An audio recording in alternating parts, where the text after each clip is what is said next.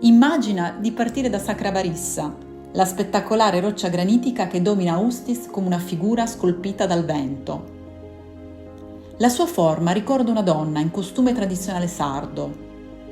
Si narra che fosse una giovane di Cabras che, distrutta dal dolore per un amore perduto, si trasformò in pietra al ritorno per casa.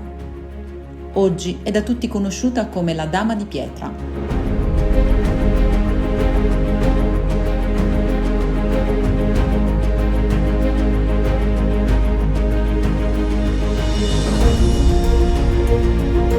Da qui comincia l'avventura con Alessia Fadda, 23 anni e un'idea chiara: far scoprire la Barbagia in modo dinamico e fuori dai percorsi tradizionali.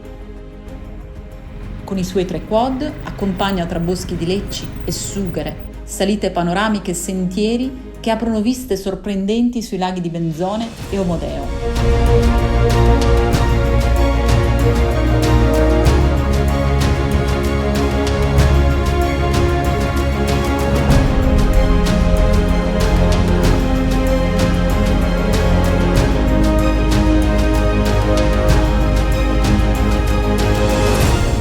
Grazie al sostegno del GAL DNG ha potuto acquistare i mezzi e avviare l'attività con solide basi, puntando su qualità e sicurezza. Il viaggio si conclude all'Agriturismo Carale, storico punto di ospitalità della famiglia Fadda, dove gustare i prodotti locali e fermarsi per qualche notte. Alessia crede nelle potenzialità del suo paese e vuole farlo scoprire in modo unico a chi cerca libertà e la vera e autentica Sardegna.